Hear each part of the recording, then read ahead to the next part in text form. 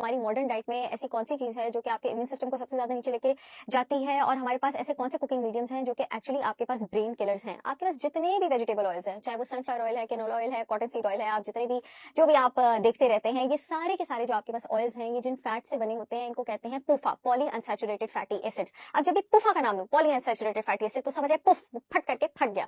अब इन vegetable oils को आप इस वजह से हेल्दी मत समझिए कि ये आपके पास नाम के साथ वेजिटेबल लगा हुआ है। जब ये सीड्स की फॉर्म में होती है, यानी ये कंप्रेस्ड होते हैं, ये बीजों में होते हैं, उस तक ये जमीन के अंदर होते हैं। जब ये ऑयल्स बीज की फॉर्म में होते हैं और जमीन के अंदर होते हैं, ये सूरज की रोशनी से प्रोटेक्टेड होते हैं और अल्लाह ताला ने इन बीजों में कुछ ऐसे एंटी न्यूट्रिएंट्स डाले होते हैं जो इनको सूरज की रोशनी से प्रोटेक्टेड रखते हैं, क्योंकि ये जो फैटी एसिड्स होते हैं, पॉलीअनसैचुरेटेड फैटी एसिड्स, ये बहुत जल्दी पुफा होके, फट के, डिस्टॉर्ट होके म्यूटेटेड, डैमेज्ड, ऑक्सीडाइज्ड फॉर्म यानी सेहत के लिए बुरी फॉर्म में कन्वर्ट हो सकते हैं। अब अल्लाह ताला ने इनको इस तरह से रखा होता है कि उससे खराब नहीं होते। अब जब इनको फैक्ट्रीज में प्रोसेस किया जाता है, रिफाइन किया जाता है, इनको फैक्ट्रीज में स्टोर किया जाता है और ये आपको जो बड़े सस्ते सस्ते वेजिटेबल ऑयल्स जो शेल्फ्स के ऊपर मिलते हैं और आप कहते हैं कि जी देसी घी महंगा है, नारियल का तेल महंगा है, जैतून का तेल महंगा है, ये सस्ते हैं। ये क्यों सस्ते हैं? क्योंकि ये सारे के सारे इन डिस्टॉर्टेड रिफाइंड ऑयल से बने होते हैं। चाहे आप इसकी जितनी भी मार्केटिंग सुन लें, आपने प्लीज इस बात पे यकीन नहीं करना कि आपके पास हेल्दी है, क्योंकि इतनी सी भी ऑक्सीजन, इतना सा भी हाइड्रोजन और इतनी सी भी एक्सटर्नल एक्सपोजर काफी है इन पॉलीअनसैचुरेटेड फैटी एसिड्स के बॉन्ड्स को तोड़ने के लिए, हाइड्रोजन के और ऑक्सीजन के उसमें एंटर होने के लिए और उसको डिस्टॉर्टेड फॉर्म में कन्वर्ट करने के लिए।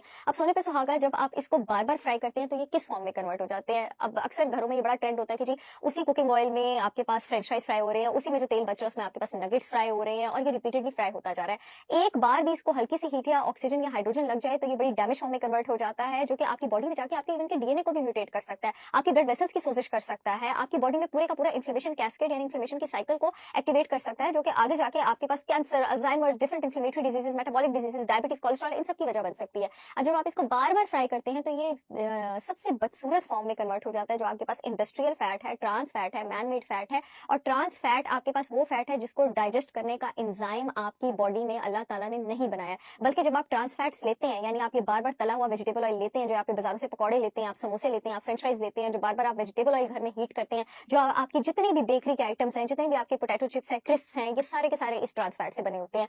ये आपकी बॉडी में बल्कि जो फैट को डाइजेस्ट करने वाले एंजाइम उसके साथ जाके ताला बना लेता है, उसको जाके लॉक कर देता है और उसका स्ट्रक्चर चेंज कर देता है, बल्कि जो एक्चुअल फैट भी आता है ये उसको भी हजम नहीं करने देता। इसलिए मैं हमेशा कहती हूँ कि you can not outburn a trans fat. आपने अगर फ्रेंच फ्राइज की सर्विंग खा लिया, आपने आइसक्रीम खा लिया, आइसक्रीम के एक कप में by the way 75 milligram unhealthy trans fat होता है, तो आप चाहे जितना मर्जी ट्रेडमिल पे रन करें, आप उसको बर्न ही नहीं कर सकते। क्यों नहीं बर्न कर सकते? आप ट्रेडमिल पे रन करके जो कैलोरीज बर्न कर रहे होंगे वो आपकी हेल्दी खाने की कैलोरी होंगी, वो इसकी आपके पास कैलोरीज नहीं होंगी जिसको आप बर्न कर रहे होंगे, वो इससे क्योंकि उसको डाइजेस्ट करने का एंजाइम बॉडी में मौजूद ही नहीं है।